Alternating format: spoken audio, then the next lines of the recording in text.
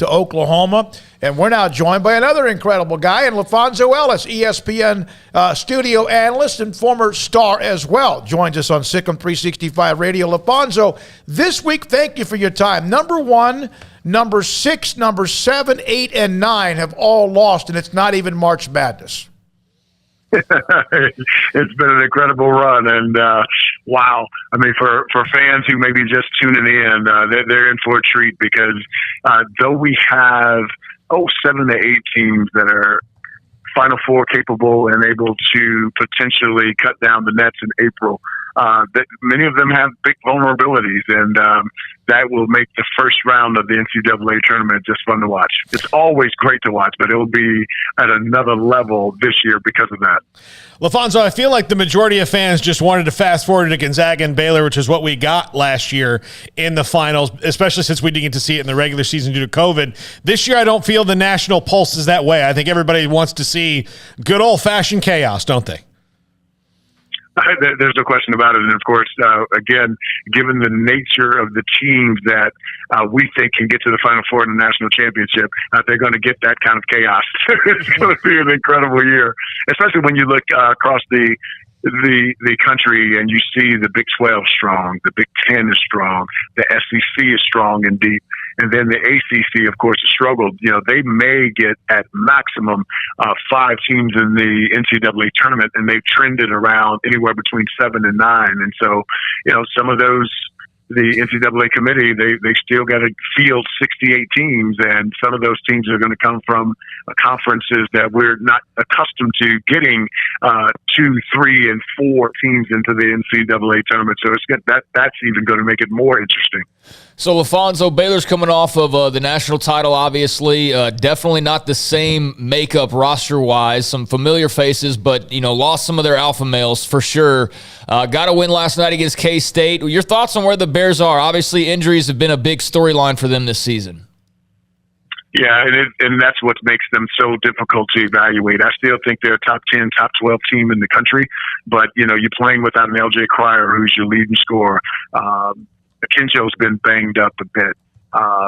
Flagler's been banged up a bit. And so, you know, it's different than last year because last year was more COVID and trying to deal with that and coming back from COVID and everyone looking at them and going, wow, that's not the same Baylor team we saw pre-COVID, right? And actually, from a timing standpoint, it couldn't have been better because they had plenty of landing room on the runway, so to speak, to be able to work out all the kinks, to get their legs back underneath them, to get their cardiovascular capacity back.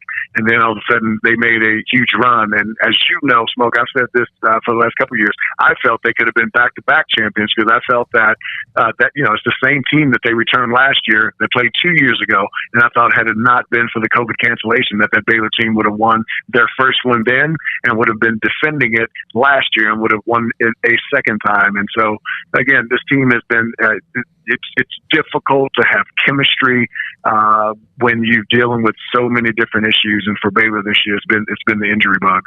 Laphonso, what's it like and the difference between a team that's building with what Scott Drew has done over nearly 2 decades, and we all know the story, and they have been good for a long time, but they got to the point now where they're elite, being someone who's fighting and scratching and clawing to get somewhere, and then all of a sudden being the one that's hunted?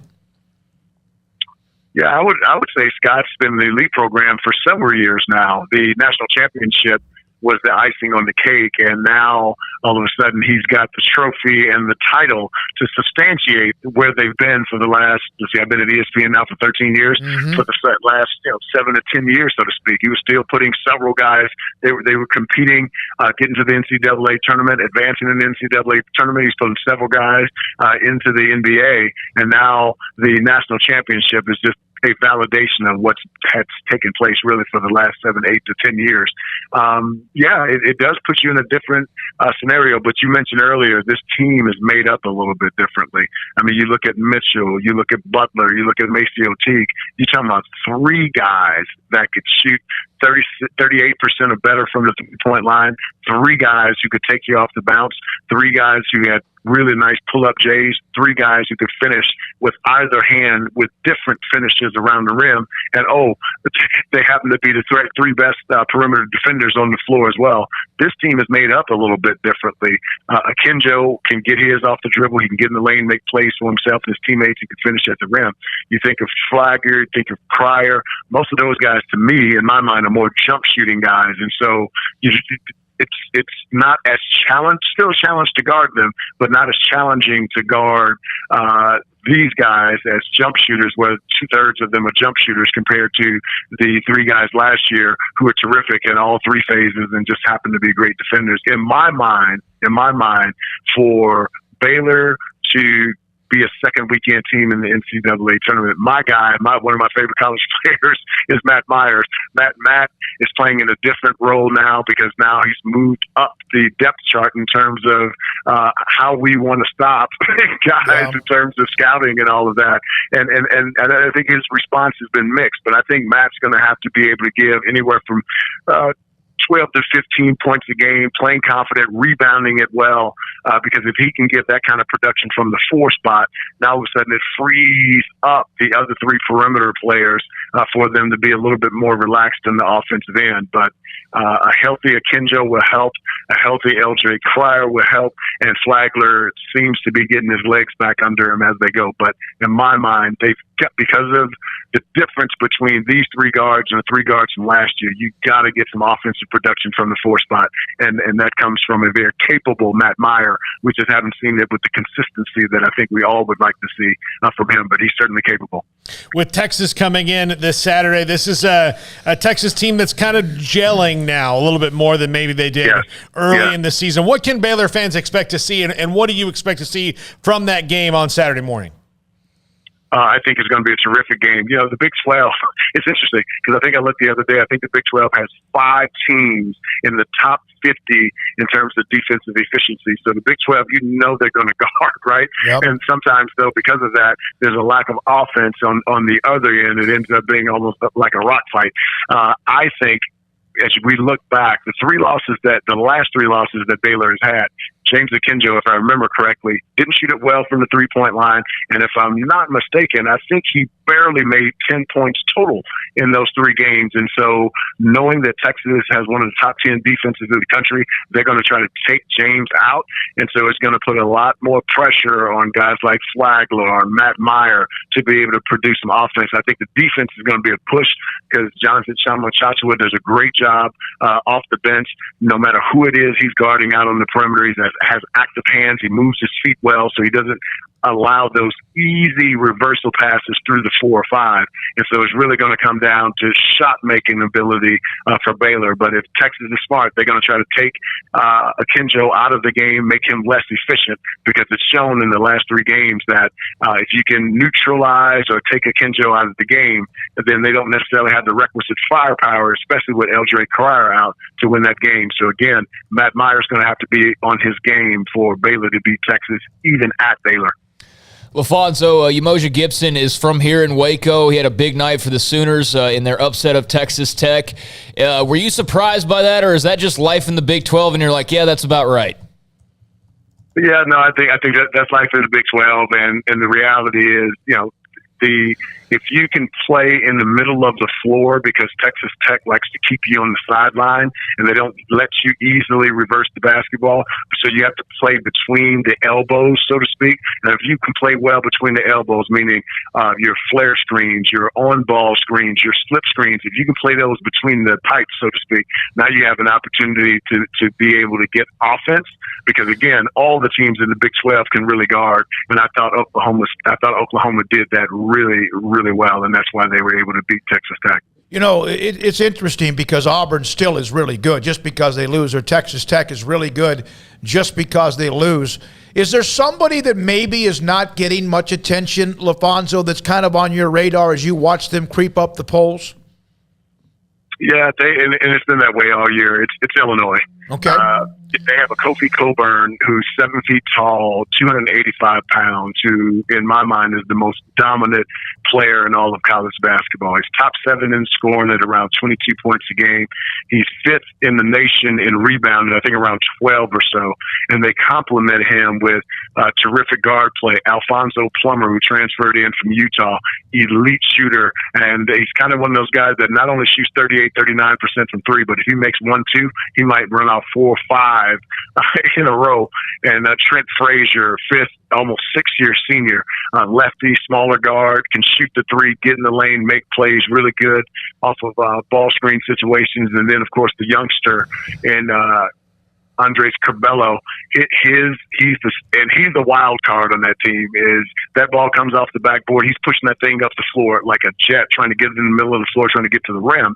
And as your defense flattens, now all of a sudden you have to deal with 1, 2, 3 guys on Illinois' team who shoot 38% or better from the 3-point line. And so that's a team that's kind of outside of the top 10 that, in my mind, is a second weekend team, and depending on matchups, and if Coburn can stay out of foul trouble, that's a team that can get to an Elite Eight or Final Four, because they have all of the pieces that we've learned with Baylor for the last 2 years. If you have elite level guard play, now you become difficult to guard, because now you can space the floor and there's gaps to be able to attack.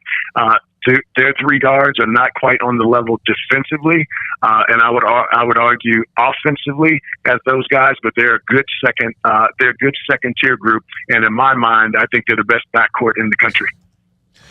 Laphonso Ellis, ESPN studio analyst, men's basketball, has been with us on the show before during Baylor's run last year. I know you have a hectic schedule, a busy schedule. We appreciate your time anytime we can get it, Laphonso, and thanks for the knowledge.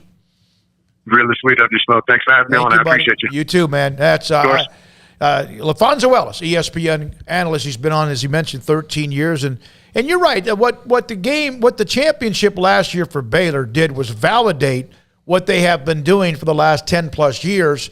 But you do get looked at differently when you have won the national title. If you lose in the championship game, that's great. It's a hell of a run. It's a hell of a season. But it does validate you. Well, you get especially when you've had a long-term amount of success. And just ask Chris Beard. Losing at Texas Tech, they got the old "good for you guys." Yeah. Way to go. Keep your chin up, kind of a thing. And then when you won, you walk through and things shimmer, but also now people expect they expect that from you all the time. And they're a great program. Kansas hasn't won since 2008. But their fans expect them to be at that level all the time. It's really hard to do, even for the elite Kansases and North Carolinas and Dukes and Kentuckys. It's hard to win that, to win 5-6 games in a row and win the title. So when you do that, things are different and people are going to look at you different. So then when, even if it's not rational, people look at you, well, last year was so good. Well, just do the math. It's a different team, but they're still really good. Just not as good. Well, here's the thing. One, Baylor was 15-0, and when they were, there was discussion about how elite they were because they're coming off the national title. We know what's happened since that time. The win last night gives them a 5-4 record since that time. And it's if you look at also the timing. Now, I think Texas and Baylor on Saturday could be one hell of a game and should be. But you have, initially Sohan is out. And then all of a sudden, Flagler, and then it's Cryer, and in between that, there's somebody else. And Akinjo lands on his butt and hurts his tailbone. And Scott Drew mentioned this in the postgame. He thinks Akinjo and Flagler are starting to just now feel better and be more fluid with what they do as they play through all of this, because the schedule doesn't stop. And in the Big 12, we've said it 100 times, there is no off nights. Look what happened to Texas Tech in Norman. And Texas Tech had to play a chunk of games in about a week and a half. And so, but you know what? Everybody at some point during the conference schedule has to deal with that. Baylor will play will play Texas tomorrow. They just played Wednesday night. Texas played Monday night. And everybody will have the quick Monday turnarounds or whatever.